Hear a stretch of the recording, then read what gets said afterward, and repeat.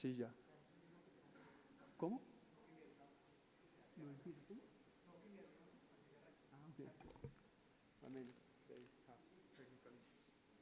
Bienvenidos al auditorio Mario Lacerda. Al iniciar el auditorio, únicas salidas de emergencia señalizadas son los verdes. En caso de emergencia, conserve la calma y evacúe.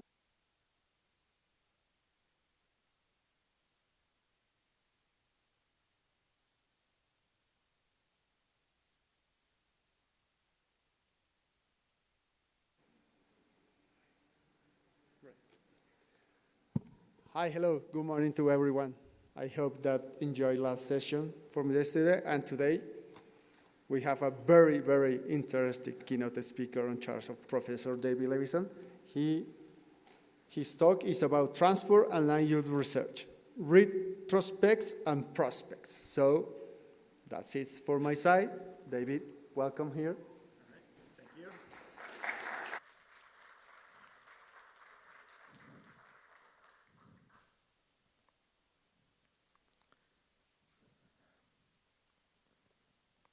All right, thanks. It's a pleasure to be here and to be in Bogotá. And my first visit to Bogotá and enjoying it so far. And I'm going to be talking about transport and land use, retrospects and prospects. So why are we here? Or more precisely, why are we here in Bogotá? I am here because you're here. It wouldn't make a lot of sense for me to be standing up on a stage in front of empty seats, in front of absence of cameras. And you are here because I am here, because it wouldn't make a lot of sense for you to be sitting in seats looking forward unless there was somebody up here talking. But why at Bogotá? To be able to access the best transport and land use researchers in the known universe. Okay, so I'm going to talk about that little symbol there for a second, the ampersand. And what does it mean? So 17 years ago, I guess, we're in volume 17, we started the Journal of Transport and Land Use. It is a Q1 journal in urban studies. But what did we mean when we said transport and land use? We meant the intersection of transport and land use, not the union of transport and land use, not transport without land use, not land use without transport, not things that are neither transport nor land use, neither things that are nothing or everything. We mean these very specific thing here, transport and land use.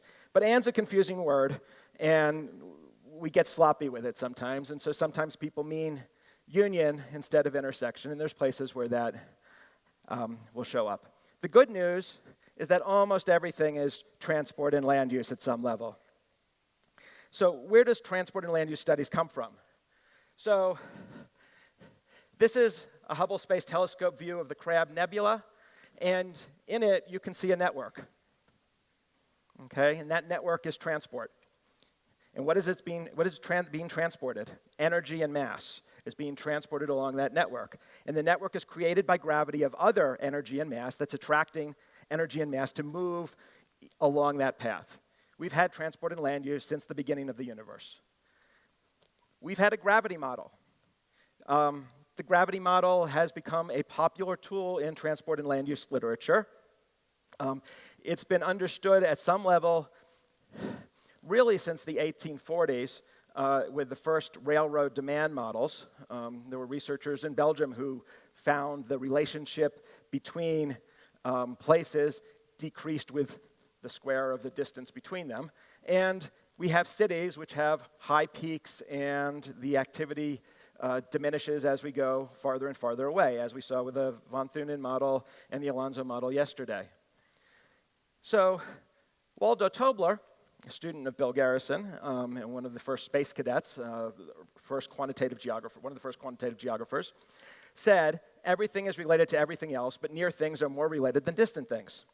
And it's been given the title Tobler's Law, and it's certainly true. Transport networks, like gravity, warp space and time, and they change what near means. So we have gravity models. This isn't how Isaac Newton would have done it, but we've sort of coalesced along a negative exponential type of function as probably being the best fit for a lot of cases. There's certainly dispute in the literature about that. And so we have this time-weighted cumulative opportunity measure that we use in a lot of our models and in our understanding of the relationship between places. This is one of the earliest findings of transport and land use research. We have a fundamental model where transport causes land use and land use causes transport. And of course, transport and land use have intra-actions amongst themselves, but we have studied how transport systems evolve over time. It's one of my favorite areas of research. We have studied how transport causes development. We have studied how development induces transport construction. And so this is the basic model that appears in a lot of different formats. It appeared in some of the earliest strategic transport planning models, what the Americans would call a four-step model. This is from Douglas Carroll Jr., and this was the first land use and transport interaction concept. And basically, there's a flow chart where we have some given population. The population is allocated over space. We have a transport network which determines the travel times between those places and changes the accessibility to land, and that change in accessibility to land changes where people locate, right? Wegener's got this cycle of between accessibility and travel demand and location, which is a popular version. In our transport access manual, we put out this version of the flowchart. They're all really the same thing. And there's a positive feedback system on the outside loop.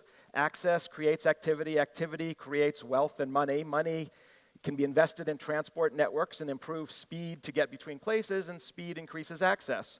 And so we see cities form because cities are positive feedback loops expressed over space. There are dampening effects. We don't all live in one city. The more activity there is, the less speed you get, congestion, crowding. But this is the basic idea that we see. And because it is a positive feedback system, it is very hard to predict outcomes. And we have coevolution.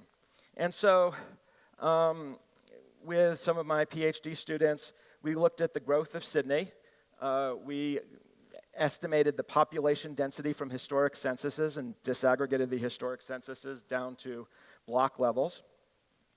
And starting in 1851, the first census in Australia, we can see the growth of the city, and we can see the first mainline train lines from Sydney CBD out to the Blue Mountains and then out to the southwest, and Canberra would be out here somewhere just for locational purposes.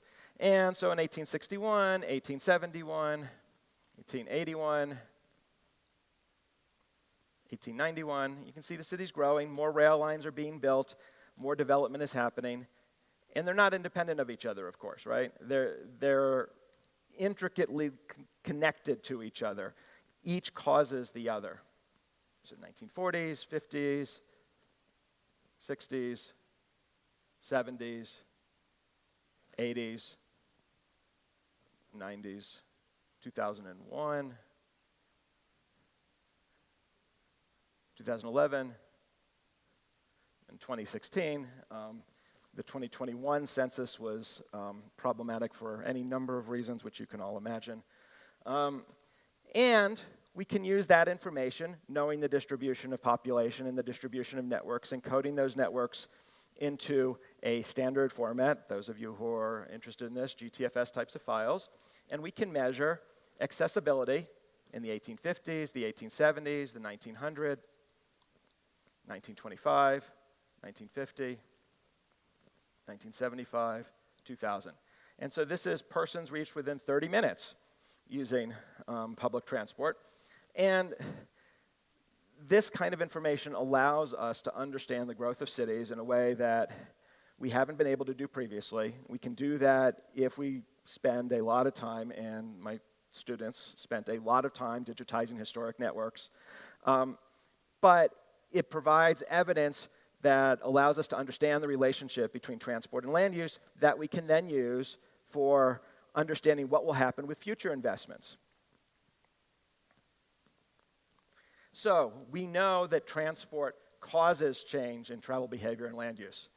There's induced demand, there's induced development, and we know that land development and intensification causes changes in transport networks, induced supply, induced infrastructure, with a big asterisk under certain terms and conditions. Not every investment is going to necessarily generate development. Not every development is necessarily going to attract infrastructure to be built there. So this leads us to the build it and they will come hypothesis, okay, coming out of the Kevin Costner movie from the early 1990s. And again, looking at the same relationships, build it and they will come, the intersection of building it and coming. But this is a hypothesis, right? You could build it and XNOR, they will come, right? They will not come if you build it, but they will come under other circumstances. Or they will come or you will not build it. And there's a lot of these relationships that you can test. And we have theory. We understand what the relationship is, why accessibility would cause development because it makes the place more valuable, and why the development would attract infrastructure because the infrastructure is useful to the people who live there, and they will demand it through either the private sector or through the political economy of their region. We have time series data with cases and controls that allow us to test the theory. We have natural experiments. Every city is a natural experiment. In any city that you can get historic data for, you can do these kinds of tests. And we should not be afraid of using the word cause. We have spent a century in social sciences tiptoeing around the word causality. We've just been talking about correlation and saying correlation is not causality. And correlation is not causality. But there is causality in this universe. And we should be able to propose models and test causality or test whether hypotheses are consistent with the causal framework that we're proposing. So John Wheeler, a famous physicist, said, space-time tells matter how to move, matter tells space-time how to curve. Anonymous says, networks tell people how to move, people tell networks where to serve. So our general theory, and this is from the 2020 paper by me and Hao Wu, which I presented online not in Portland, I was in Sydney, but that's the conference that was hosted in Portland a few years ago. I argued the only reason to locate anywhere is to be near some things, to be far from other things, and to possess things. And accessibility measures this. So a theory is that a complete measure of accessibility would completely explain any location decision. Right? Now, and I say complete, there's a lot going on in the word complete. But why am I here and why are you there? It's about accessibility. My position at any given point in time, so you can think of it as time-space accessibility and with temporal constraints, or long-term, where to live, is to give you opportunities about your future decisions and travel and so on. The problem is we don't live in a world with enough data or computation to make a complete measure. But we want to approximate a complete measure as much as possible. Hansen, in his 1959 paper, formulated accessibility. This isn't how he actually formulated it, but this is how it has come down to us. That accessibility is the sum of the opportunities at places J multiplied by some function of the travel cost between I and J. And we would know what the opportunity set was for a particular thing, for instance, population or jobs or schools or medical facilities, police stations and so on. We would know what the cost is, which usually we would look at travel time, but the travel time varies by time of day, so we'd have to consider that. But we might also want to look at monetary costs because there's a lot of types of trips where monetary costs are significant and will affect people's decisions. So this is what we have been doing mostly. And with cumulative opportunities measures, we're basically looking at a binary. If C is less than some threshold, then we count the opportunity, and if it's greater than the threshold, we don't count the opportunity. And there's a lot of variations on this. What the threshold is becomes a question, but of course it's not complete because we know that 30-minute threshold isn't going to capture something that's 31 minutes away. But on the other hand, something that's the set of opportunities 30 minutes away is highly correlated with the things that are 31 minutes away or 40 minutes away. So disentangling these becomes hard. So we could be more general by looking at a lot of different slices of accessibility. And just to illustrate the kinds of things that people have been doing, I don't think anyone's done all of these in a single model, but each of these things has happened.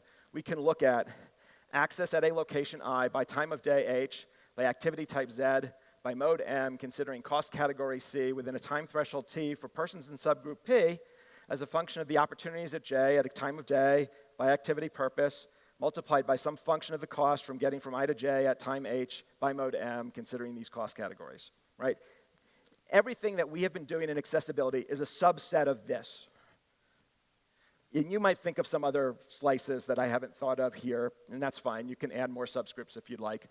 And then we can do a full access, where we have to sum this up across all modes, where we need to determine what are the weights for different activity types, the weights for different times of day, weights for different modal availability, weights for different population groups, and we come up with some weighted accessibility measure.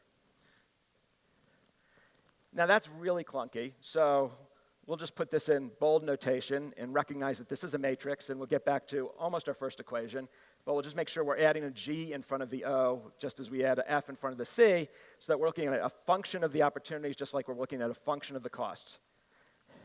And this is to remind us of the difference of what we would like to measure, which is everything, and what we actually measure, which is access to jobs, access to population, access to specific things at specific times of the day. And we should look at this over the life cycle, because we, as planners, we tend to look at some distant point in the future and say, well, we're planning for, in Sydney's case, 2056.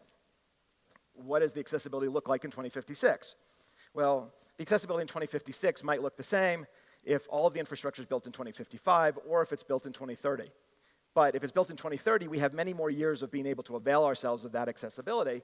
So we should be looking at the accessibility at different points in time based on the networks and opportunities that are available at those points in time, and sum them up and discount them somehow. Now, what the appropriate discount function is, there's a huge argument in economics about this. Sort of the standard one is your interest rate calculation, but that might discount things that are far away too much, and you might want to look at other types of discounting functions. Of course, we have issues about the environment. And in Australia, and true in a lot of other places, 18% of CO2 emissions are transport related. So we can be looking at making the most popular mode greener.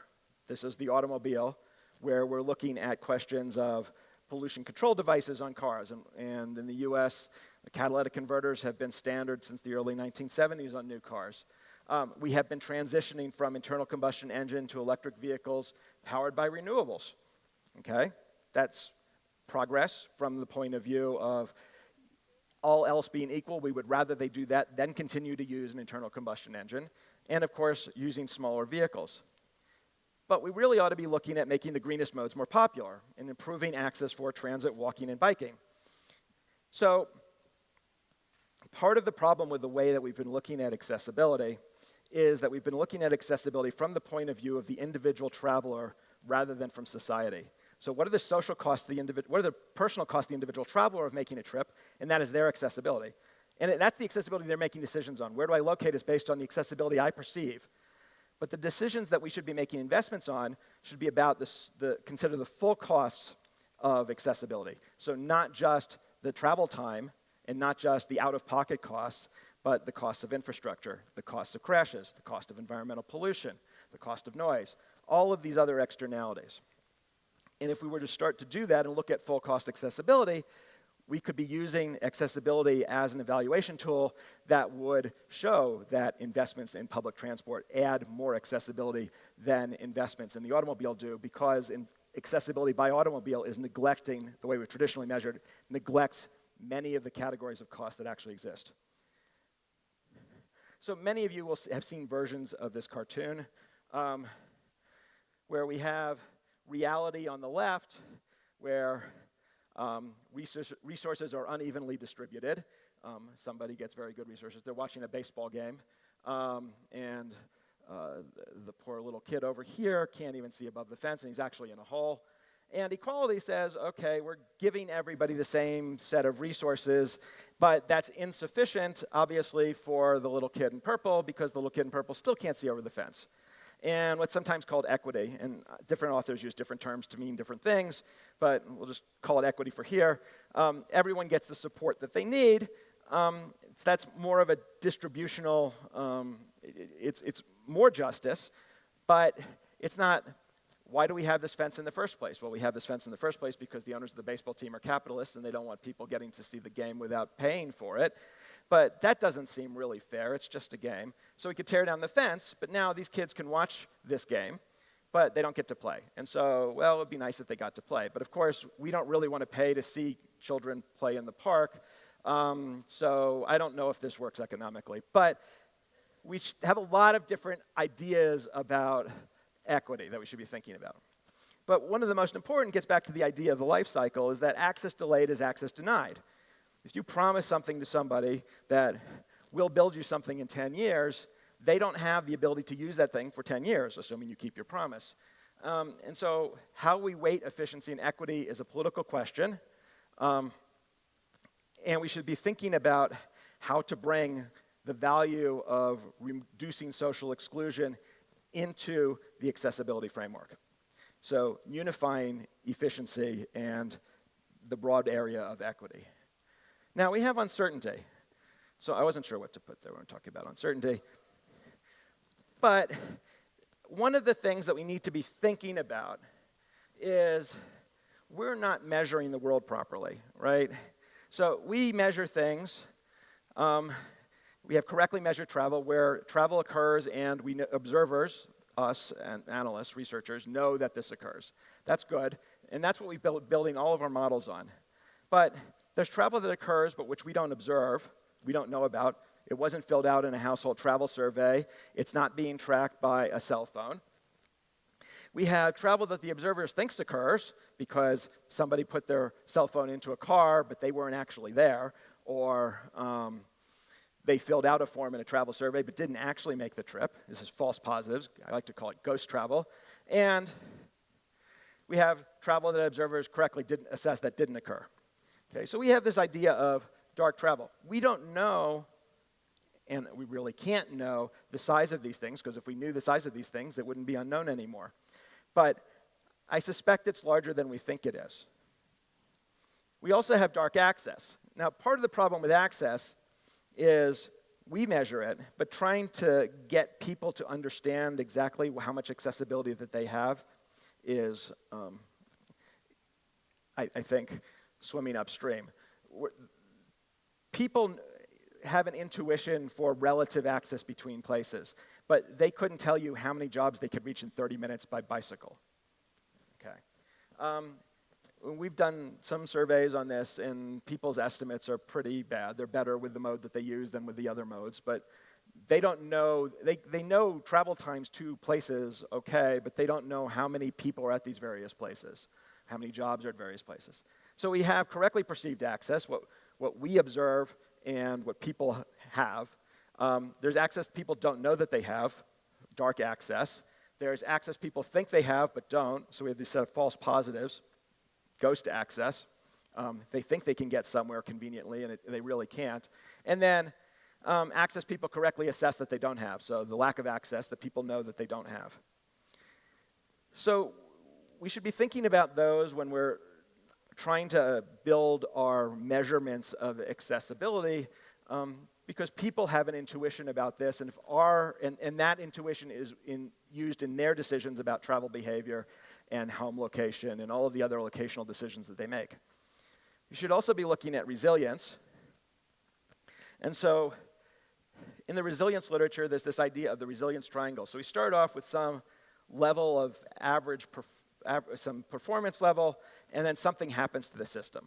Okay, a bridge collapses in Atlanta or Philadelphia or Minneapolis, and then people have to adjust, or the trains are shut down because the signal goes out, or there's a hurricane and the subways are flooded. Any number of things could happen. And so the performance of the system drops, the accessibility of the system drops, and then it eventually recovers. Okay, and then there's some basic level, depending on how much the system, our average reliability of the system, but we need to be looking at the severity of the loss, the duration of the loss, to understand the robustness of the system.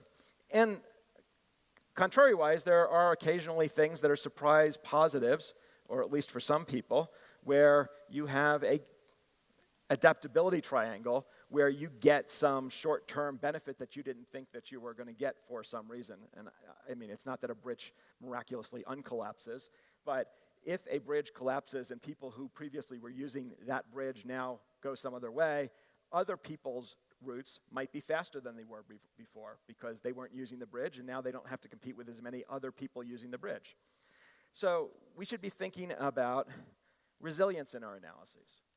We should be thinking about adaptability in our analyses. So this is a famous example of, Amsterdam wasn't always Amsterdam, showing that yes, change is possible, and we can make progress. And so over the course of, less than 50 years, but 50 years before and after, we can see that road space was reallocated. And we can look at, this is Sydney, George Street in Sydney, 1940, that's 1840. 1900, the Queen Victoria building, and so we see horses pulling carriages, there are tram lines going down the street. By 1920, there's more tram lines going down the street. In the 1930s, automobiles and trucks became important, but an underground railway was being constructed along this corridor. 1958, the corridor was given over to automobiles. 2019, a light rail opens up on the street, okay? And now it's another pedestrian-oriented corridor, lovely to walk down. Change can happen, and systems adapt over time. But we can also use the things at essentially the same time to do more than one thing. So we can have people in streets. Streets aren't just for moving cars, obviously. Therefore, parades. This is the same location as the previous slide. So in 1945, it was a victory parade down George Street. We have experiences. So how people perceive the world differs from how we measure it. And we need to align these to understand human decision-making, human travel behavior, location decisions, and so on. And this is particularly important in things that have not shown up in this group's analyses. There's a whole other discipline devoted to road safety, and then there's a whole different set of disciplines devoted to personal safety, crime. Those affect how people travel. They don't show up in any of our models. Okay, so crashes, if you're in an automobile, there's some crash rate. You're exposed to it. Some roads are more dangerous than others. People really don't think about that when choosing to drive. They probably should, but they don't. And they don't really choose routes based on which roads are more dangerous. But when people are riding bicycles or they're walking, they certainly do. Or riding public transport with people who are strangers. And different people have different perceptions of risk from people who are different than themselves. But this is going to affect travel behavior. So it is not simply that we've measured the accessibility. We have to measure how people perceive the accessibility and weight the accessibility given the kind of experience they're undertaking as they're going from here to there. Now, the world is changing. It is becoming more asynchronous and aspatial. So we get the question, does place still matter? We've had, since the early 1990s, the World Wide Web has become prevalent in our lives. And in the last 10 years, micrologistics, home delivery has become a lot more important than it had been previously, although, of course, delivery has been something that has been with us for more than a century. The pandemic made a lot of changes in people's behavior and led to a significant rise in work from home for people who have office jobs. And another thing that it's important to remember is that in developed countries, probably only half the people work, and of the people work, only half of those people work in office jobs, and of the people who work in office jobs, only half of them have the opportunity to work from home. So we need to be not just reasoning from ourselves, but understanding what the general distribution of the population looks like. So place still matters. It matters a little bit differently than it did before. The things that we weight will be weighted differently. So jobs may be less significant in the location of where you live compared to how it might have been in 2019, but non-employment activities will be relatively more important. So our infrastructure needs have changed. It's a lot less peaked than it was. For public transit, which typically serves city centers, it's been devastating. So, and coupling with depopulation, which is going on in, for lack of a better term, the global north, where we define the global north as countries that are not reproducing at replacement rate, we don't need as much network investment as we thought we did before depopulation. So the only thing that's keeping the United States and Australia growing is immigration. Okay, so if there was no more immigration, the countries would be, like European countries, starting to lose population, or like China, or like Japan, like South Korea. So place still matters, but it matters differently. So the mental models that we have need to change. And this is a good thing, because we weren't doing that great before. So this gives us a little bit of time to catch up on providing infrastructure that people need, because the demands are being relaxed. But we've had, we like to blame a lot of this on automobility. Automobility has been around since the 1830s. Walter Hancock's oddly named autopsy vehicle was running on a steam-powered vehicle running on the streets of London in the 1830s. People had been trying to build automobiles since the 1780s with steam engines, and he got something working, and he got shut down for institutional reasons. The steam engine scared the horses type of problem, and so they put on rules saying people had to walk in front of the vehicle with flags, and that kind of thing slows down progress. But obviously, those kinds of institutional barriers were eventually overcome. So, what kinds of things can we be looking at in the future? So, this is an incomplete list of what I think are some ripe research areas. I would encourage the discussion. We come up with others. It is not an exhaustive list by any means. Implementation. If everyone just listened to what the people in this room said, the world would be a better place, but they don't. Why not? Okay. Communication. Well, because we tell them this in a very arrogant way, perhaps, but it's not just communication, although some of it is communication. Some of it is the alignment of individual and social benefits. The things that we're saying people should do, they should do for the good of society. How individuals make decisions is for the good of themselves, and we need to align these things.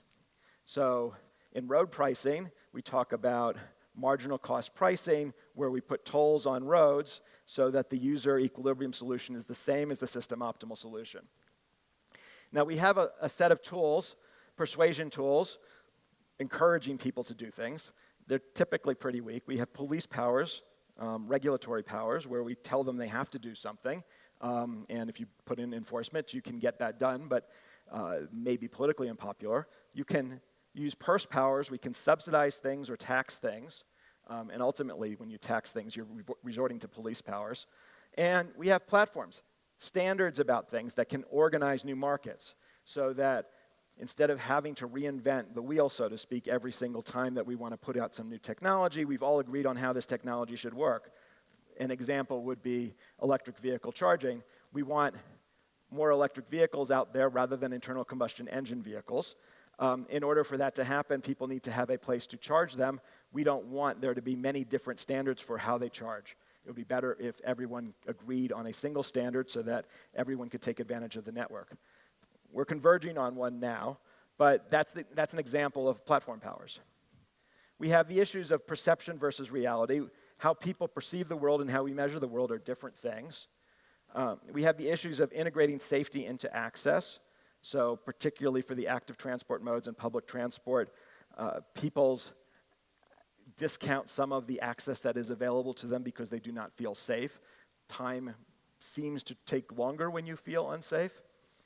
Looking at things over the life cycle of the process rather than just at a single point in time. For investment decisions, benefit cost analyses, looking at Typically now they're based on value of travel time savings, which is a real problem for a lot of reasons, like not getting at qualitative differences. We should be looking at the value of land in terms of access and using that as our measure of benefit. And we understand the value of land from access from hedonic models, and we can measure how many, if you can reach X number of additional jobs and X number of additional shops and X number of additional high-quality schools, how much higher land is going to be priced at. That is the market's assessment of the economic value of the access that is provided. How do we value all of the different accesses, and how do we combine them? How do they affect things in the short term and the long term? So how do they affect location decisions, residential choice, versus scheduling, which is a much more short term? Okay, and then which access should we be looking at? You know, we measure access to all jobs in a lot of our analyses. The Accessibility Observatory in Minnesota, where I was working a few years ago, we looked at access to jobs because it was convenient, it was consistently defined by somebody else, so we didn't have to invent it. But of course, jobs that are not of interest to me are not something that I'm going to value personally, but the market as a whole might be valuing that. And then, of course, we should be looking at future access. So over the next couple of centuries, we will be a spacefaring species. We will be building things like O'Neill cylinders and Dyson spheres. An interesting couple of papers came out in the last few months suggesting that there are Dyson spheres around other stars to be determined. And we need to think about getting it done. So we more or less know what to do to solve immediate problems. Okay? We know what should be done to solve environmental problems, safety problems, access problems that would at least move us in the right direction. And we cannot implement them, at least not at the scale that we need to, okay, in order to make the kind of progress that we want to. Okay. So why? What we think are good for society at large have costs for individual members of society, probably a majority of those members, and at least the most powerful minority. So we need to align the interests of society with the interests of the individual.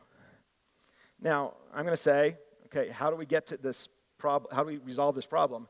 And it's not more research, though research is, of course, good, and not just for rhetorical support to policy, but it's an application. And just to say, research about application implementation is also good, but that needs to be applied. So with that, open up for discussion.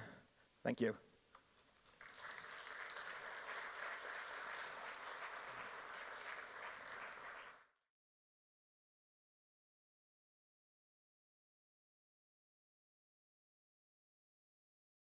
Nice presentation with several questions and comments. So we have time to make a brief discussion about your presentation. Any comments, any questions? Yes, please. Yeah, just a second. Thank you. I was really interested in your take on the evolution, or sort of the co-evolution of transport and land use in what you documented in Sydney. Is there sort of a take-home message about how those reciprocal feedbacks, either one was bigger than the other, or that they changed over time, or that sort of thing? Can you summarize that? Both of those things are true, right? I mean, so it changes over time.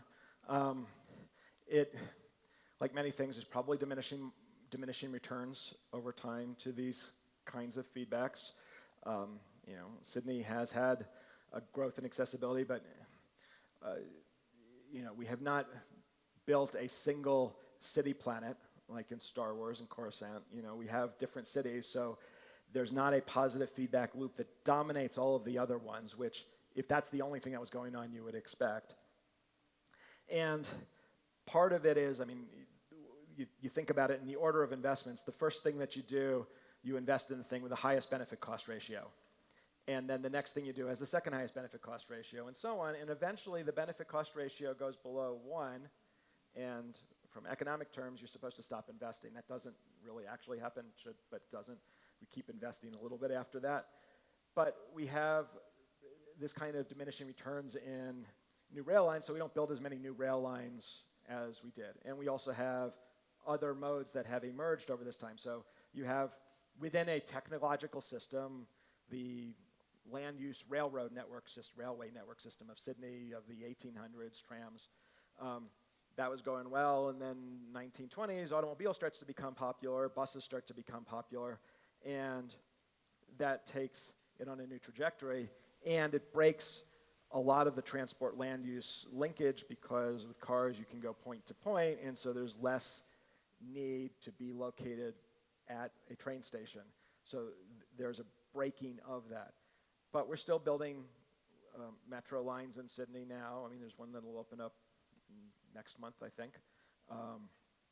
And there's 2 others that are under construction. So this idea, I think, is still there. I wouldn't say that there's a particular elasticity of development with respect to an infrastructure investment. That's going to vary a lot city by city. I have a review paper with Bauman Lahorpor, who's one of the students working on this, which is, I think, it will be in his dissertation if not published separately, I think. Dan Chapman, I think. Maybe not. Thank you, David. Great presentation. I did work on accessibility a long time ago. I thought that it was something technical to to bring into land use transport modeling. But it turns out to be a very complex index at the beginning, but then a concept. And that was in the 90s, and all the way to now, I still see some flaws in our understanding. One is that we don't have a clear relationship between our notions of accessibility, or indexes of accessibility, and the economics associated. For example, should we value time or the value of land, how they combine each other? That's an issue in many countries, how to value the infrastructure and other ways of developing transportation. And the other issue is that I wanted to raise is that now we have much more information and data and detailed, personalized data to analyze. So I think that we still lack of, well, we can do the calculation, analysis, and so on, and we end up with a list of indices and so on. So we lack there, I think, as an understanding of a more comprehensive theory of how to bring this all together into some useful valuations of accessibility. What do you think about that? Yeah, I mean, I think the degree of exactness that we need in order to affect policy is a lot less in practice than where academia is, which is to say that we should certainly get the theory and the measurement right, but practice is so far off from where we ought to be that moving in the direction of using accessibility estimates from hedonic models, which are not perfect in the partial equilibrium and all of that, would move us a lot farther in the right direction than trying to wait to get theory perfected, because decision makers don't have the patience for that. So I think there's a theory-practice dichotomy, right? So in theory and practice are the same, and in practice they are different.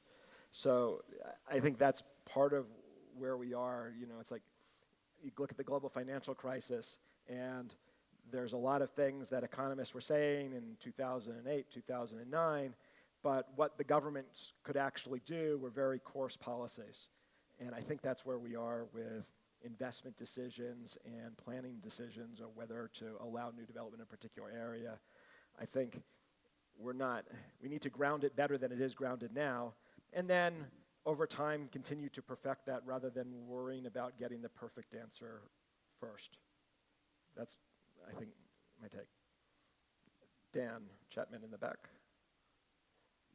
Behind? Oh, well, okay, I'll call him down twice, but sorry. Well, you can talk. You have the microphone, save time.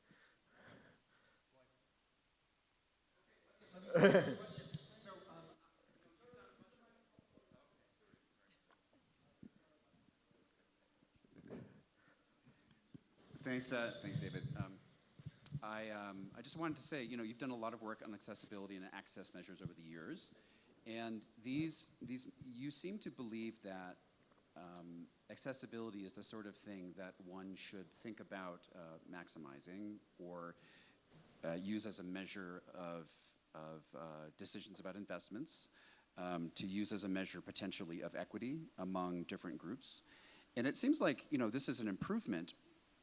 This proposal is an improvement, and it's a direction that this field has been going in for a while, in comparison to measures of, let's say, system-based, widening of roads and those sorts of things. So that's all very well and good. But then the question I have is, do people actually care about accessibility? And you're getting at this issue. You're talking about the differences between perceptions and reality and so on and so forth. But that little infant in the hole next to that fence right there, to your point, doesn't know whether or not, doesn't know the number of jobs within 30 minutes by bicycle. And for that matter, it may not be in any way relevant to them. And so what I'm wondering about is what you think about the need for a better understanding of people's actual behavior, the actual impacts upon people of doing things like increasing access as measured with these conventional measures. Okay. Yeah, thanks. All right. So people don't care about access for the system. They care about the access to the things that they want to go to. I agree with that. But the market clearing price of a house depends on the access to things in general, not the access to the things of the individual. So if that house doesn't give me the access I need, I won't bid on it, but somebody else will. And the houses that have access to more things will be more expensive than the places that have access to fewer things. So that's the first thing I would say.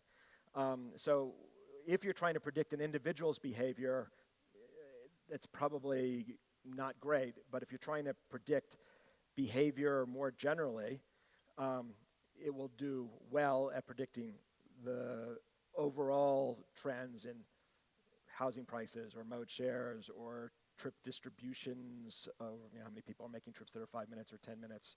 So I think that's a thing that we need to keep in mind. So what is the purpose for the access measure? But I think people do care very much about the access to the things they want to get to or that they want delivered to them. And so am I living in a place with high-speed internet or not? Okay, that's an accessibility question. Am I living in a place where I can get pizza delivered? That's an accessibility question. Will the fire department be able to respond within 12 minutes? That's an accessibility question. People will care about all of those things. And when we're planning infrastructures, we don't care about the individual because we don't know which individual is going to be occupying which house 5 years from now. So we have to be looking at the overall accessibility pattern, not just the accessibility of short stuff and trying to watch the baseball game.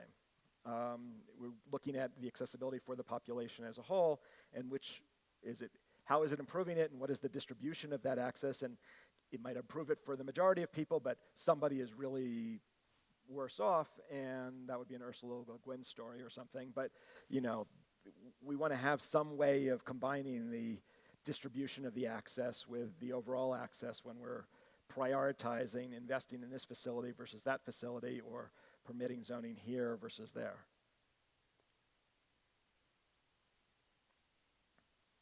Tamara?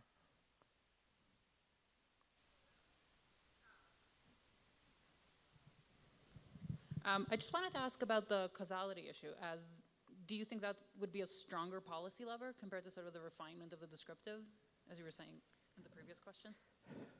I don't know if it's a stronger policy lever. I'd have to think about that. So you're asking whether a decision maker would respond more to a causal model than to a correlation? Well, basically, we're saying, right, like at the moment, our ability to influence policy using this like ever finer calculation of accessibility, for example, is just like, we're barking slightly up the wrong tree, right? Whatever that mechanism is broken. So given the stress on your sort of nudge to do more causal research and thinking a little bit maybe about the world development economics, there the causal is like the stick that you have to persuade policymakers. Yeah, I mean, I guess I don't know enough about policymakers' decision making, but I believe that if you had what economists would call a story behind the relationship, I think they understand that. I think politicians and decision makers understand real estate values very well. I think they understand the traffic system overall as to which places are relatively closer and have more access than other places. We did a study of London 8 years ago where we looked at proposed underground lines and the built underground lines. And we estimated the accessibility of each proposal, and the ones that had the highest accessibility per pound spent were the ones that were approved by Parliament. Parliament had an intuition about the most valuable pieces of infrastructure. Now, Parliament in the 1800s in the UK is probably a little bit better educated than the average politician today, I think. But I think that there is a base level understanding, and if they have in their heads some sort of narrative and story about why X affects Y, and that doing this will enable people to move from here to there, or will open up opportunities to develop in this place. I think real estate developers, politicians, decision makers understand that, and showing them this kind of logic might help. But, yeah. Raphael? So, thank you for the wonderful presentation. It was very enlightening.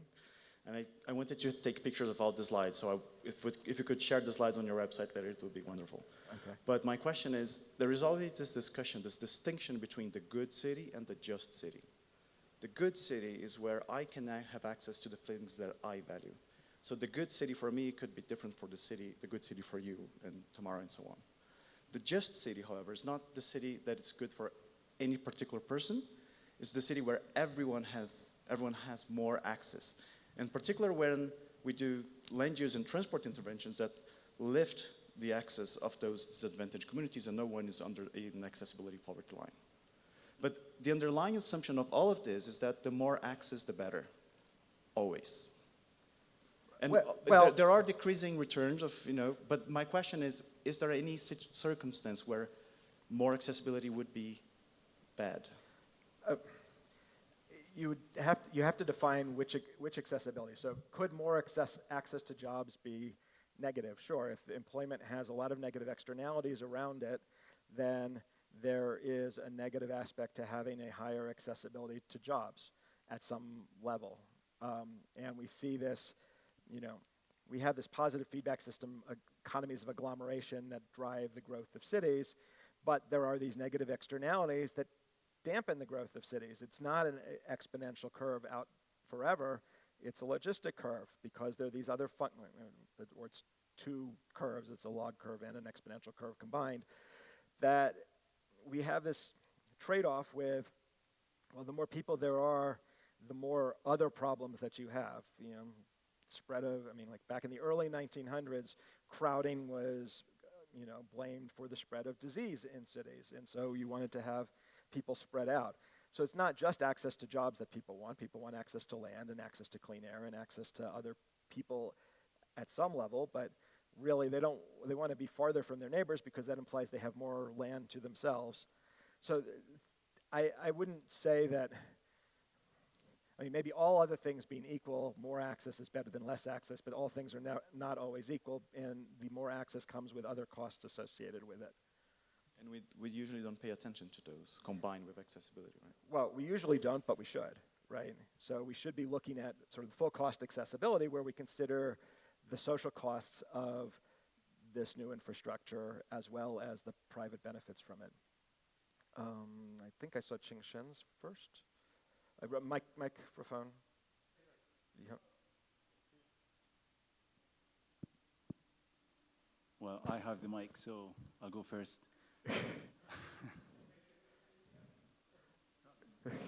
Right.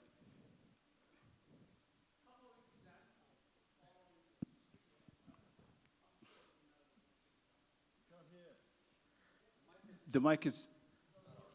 Great. Okay, everybody? All right. Yeah.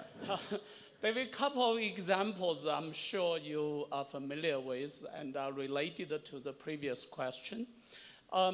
So University of Maryland, the campus leadership many years ago decided that light rail station is not a good idea on campus, so 2 miles away. And of course, Washington, D.C., Georgetown area residents never want to have local access.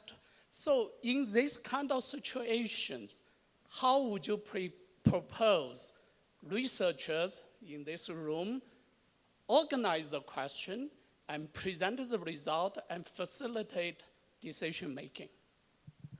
All right, so the University of Maryland, I got my master's degree there, so I'm familiar with the University of Maryland. And they wanted access to the absence of people who would be coming into their campus. And the people of Georgetown wanted access to fewer people who would be coming from outside of Georgetown into Georgetown. So their priorities locally were different. So we call this NIMBYism, right? So people don't want other neighbors in their neighborhood. They don't want people coming to their neighborhood because of the negative externalities that they believe are associated with them.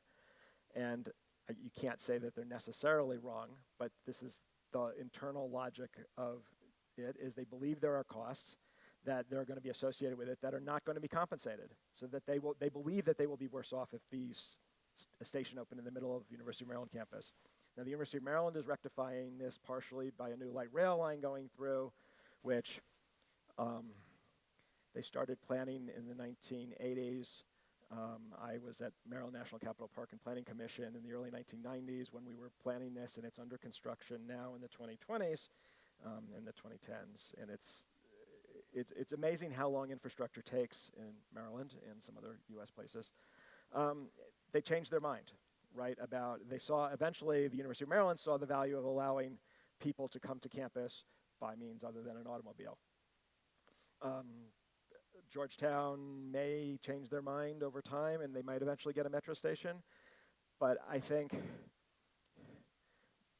people have a sense of what's in their own selfish best interest, and it's not aligned with society's best interest, but it is the thing that they are caring about. And so the question is, how do we get them to align? And so are we making some sort of side payment to Georgetown so that they will feel that they're better off with a metro station and something else, or the University of Maryland so they feel that they're better off with a metro station and something else?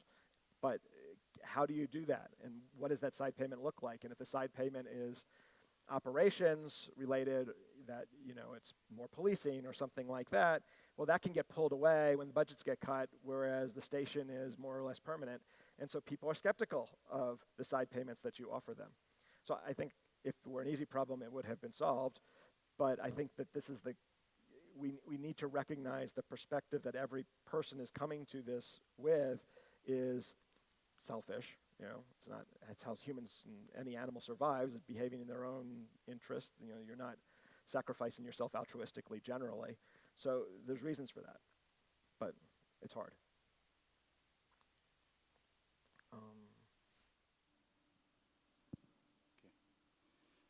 Thank you for the presentation. Reflecting on the problem slide, I'm curious to hear your views on the problem of being locked in the sense that the decisions, especially on infrastructure that we took in the past, will eventually and significantly shape the future of our cities.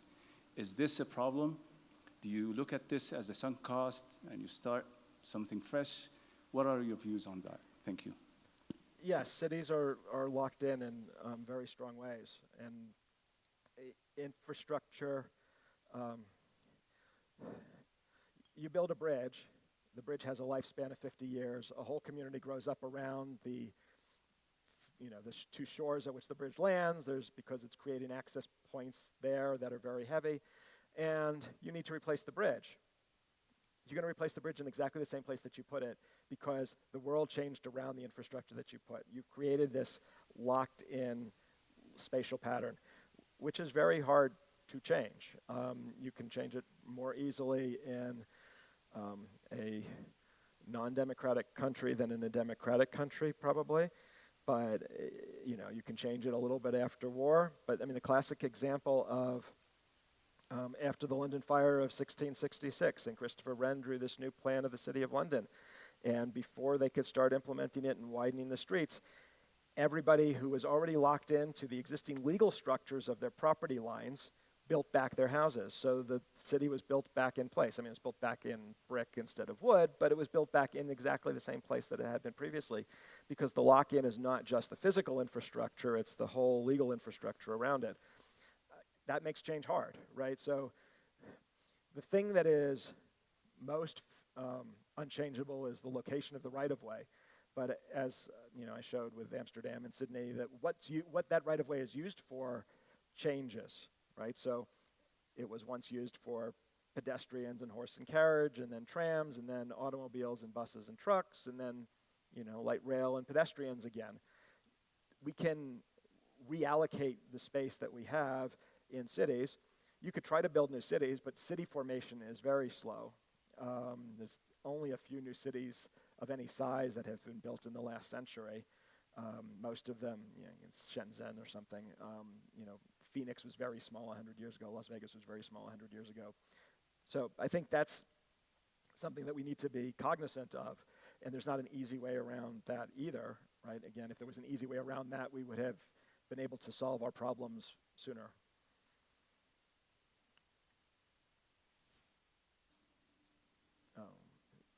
Okay. Thank you for your presentation. So in the context of electric transport, car users are encouraged to adopt and use electric vehicles, particularly refers to battery electric vehicles. And there are many policy goals of achieving 100% zero emission car sales. For example, by 2025 in Norway, and in the Netherlands by 2030. So my question is, what do you think of this policy? Do you think the battery electric vehicles will eventually replace conventional cars with internal combustion engine? Will they? Yes. How quickly they will depends a little bit on policy and subsidy and some factors about what minerals and natural resources are available at what cost. But that's sort of from an environmental perspective, that's a really easy change to make because you're not requiring people to change their behavior with an EV very much. The range is almost the same with fast charging. It doesn't take much longer to charge an EV than an internal combustion engine vehicle takes to fill up, a little bit longer. But for most people, that's not a problem. And because many people will have renewable power at home, then they can charge at home. So it's a winner from a lot of perspectives, and the electricity sector is moving towards renewables pretty quickly. I mean, over the next 10 years, many countries, it'll be highly renewable, probably not 100% renewable. So I think that's good, but that doesn't solve all of our other transport problems. It doesn't solve the problem of roads, for instance, are huge emitters. Concrete roads are huge emitters of CO2. The manufacturing process of the metals that are used to make the EVs is not necessarily clean yet. And there's a whole with an EV, 40% of the emissions are in the manufacture of the EV, which is is a higher share than an internal combustion engine vehicle, which so eventually, there's some payoff period after some number of years. The EV is has fewer environmental consequences than an ICE car does. So we should be moving in that direction, and that's good, but it's not panacea, and there's a lot of other things that we need to do, and that doesn't solve other problems about why are we driving cars into the middle of cities is not an efficient use of space, and so what you do in suburban areas and low-density rural areas is different than what you do in higher-density urban areas. It solves the noise problem, although from the perspective of the blind community, it creates a different problem of not being able to know when there's a car that's coming. Hopefully other sensors on the car will get better over time too. So, I mean, I think there's progress being made in this. It's not fast enough to get to where everybody's official goals were in terms of, climate change and that kind of thing. But it's moving better in that direction. But the other problem is just the total number of vehicles that are on the road. And we can, Dan Sperling wrote a book titled 2 Billion Cars. I don't know what number we're at today, 1.5 billion or something like that. That's a lot of cars on this planet, using a lot of resources, killing 1.3 million people a year. Okay, electric vehicles aren't going to kill any less number of people because they're electric. AVs might if they're designed properly and implemented properly, but that hasn't been proven yet. So there's still a lot of problems with automobility that we should be addressing, which isn't to say that banning cars is going to be a politically successful strategy in most places. That will get you unelected very quickly. So you're not going to see politicians coming out in favor of that in most places. But that's why EVs have been relatively popular and are deploying faster than other things. But we can imagine with automated vehicles and sharing, then we have a lot fewer cars on the road because not everyone will own a car if they can get one on demand. So there's differences in how we use the system that technologies will permit. And talk about aerial drones and, depending on our time frame, if we're looking ahead 40, 50 years, private electric airplanes and so on, multicopters will become more standard. So there's a lot of things that are going to change over in the technology aspects of the transport sector in a way that from 1945 to 2000, there were almost no changes in the automobile system. From 2000 forward, we're seeing an era much like the 1920s where we were deploying new systems. 2 more questions, okay. Hello, I was given the mic for the next one. I feel terrible because I'm getting to ask you a question, and yesterday you didn't get to ask me a question. So I'm sorry about that, but I feel privileged. 2 kind of assumptions that I want to push back a little bit on and hear your thoughts about that. The first one is there seems to be this underlying assumption that we need to make better research to better inform decision making, and that it's like a unidirectional kind of flow instead of accepting that the way that decisions are made are political and we are not including this politics into our models. If we create models and measures and things that are not including politics into it, then are we devising these cities for the supernova or something? Yeah. Like definitely it is part of it, and we systematically ignore it. And the second assumption is this idea of this selfishness of the individuals, right? We've, again, created models in which we exclude emotions. We create models in which we exclude cultural relationships with space and time, in which we exclude families. And then we say that individuals are selfish. Well, we haven't given the chance to the model to model anything else but selfishness. But people go to work because they want to feed their family. People move around to care for others, right? So the selfishness idea of the individual in real life is at least questionable. So I feel that those 2 assumptions that are so ubiquitous in some of the measures that we do are maybe pushing us away of having better results. Okay, so on the selfishness, people are taking jobs to feed their families and to earn money, and that's great. They're not taking jobs per se to feed somebody else's family, right? So, okay. So we could sort of define, like, maybe they're altruistic within the family and less altruistic, I think there's a quote by Haldane, I don't know it exactly, but it's like, I would risk half my life to save a brother and a quarter of my life to save a cousin or something like that, right? Based on the relations between people. So I think there is an aspect to, people have to optimize based on what they know. They can't know what's in the best interest of society. We have ideas of what's in the best interest of society, but we barely know that with computers and models and all of those kinds of things. If we, expecting someone to, for instance, choose a route between home and work that would minimize other people's congestion is an unreasonable thing to ask unless we give them the right set of incentives and information and prices. And if you just told them, they wouldn't do that. Now, in terms of politicians, politicians are reacting to reality. I mean, I believe that they're making decisions based on, I mean, from a politician's point of view, a principal agent type of problem, their objective is to get reelected by the people, which means they want to do things that are sufficiently popular, and they have a mental model of the world which is cruder than our mental model of the world, but it is a mental model of the same world that we live on. And so they're making decisions not in the absence of knowledge. And I think there are cases, certainly, in particular, the bigger the decision, the more likely it is that it's going to be an irrational decision. And the smaller decisions, the more likely it is to be a rational decision.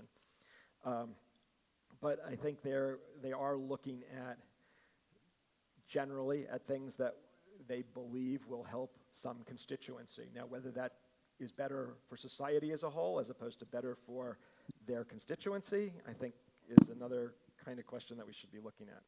So, and there's one last question, and so Adam.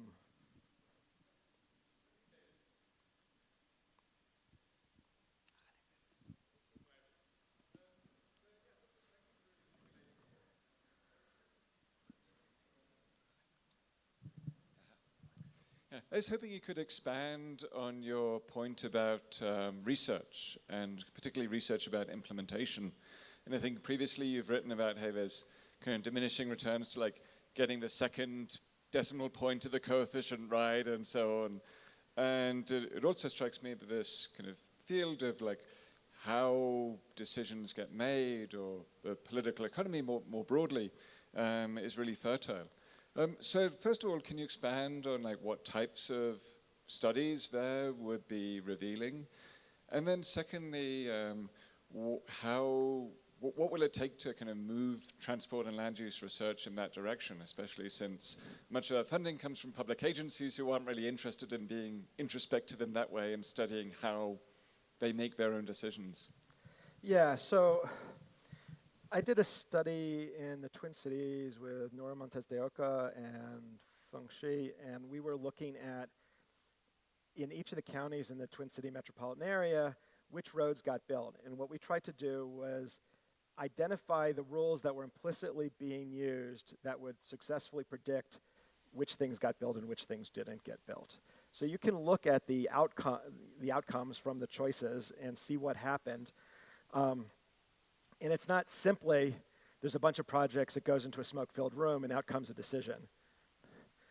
It looks like that, but there are processes going on inside that smoke-filled room. And I mean, it's a black box to us because we're not in that room, the room where it happens, I guess, to quote Hamilton. But there is a logic to it, which depends upon the traffic and congestion levels on the road and whether it's a safety project and other types of things. I believe that for many projects, there are rationales like that which could be explained and understood, and we could work out what the politician's objective function must have been in order for that outcome to have occurred. But that, of course, is no guarantee that that's the objective function they will have next year, and because the world changes around them. So I think you could, it's not my area of research. One could do qualitative studies and interview people and try to develop an understanding of what the processes are, and there might be some good understanding that could come of that if you could get enough decision makers to be open with you. You probably have better luck with people who are no longer in office than people who are currently in office. But so I think there's some opportunities there. Okay, good. Thank you very much again, Professor Levinson, for your talk. The discussion was very interesting. Hi, just a couple of announcements for the rest of the day. Right now we have a new room in another building, W. Todor, you are the first chair. For the people who wants to go to that room, you have to go to the 5th floor and cross to the bridge, and this is the W building, okay? Another announcements, we still have a few spots for technical visit, except the cable car. This is completely full, sorry for that. And the last one is the the coffee break in the afternoon is gonna be after the total sessions, not in the middle, okay? And that's it. The coffee is waiting for you guys and some snacks. Thank you again.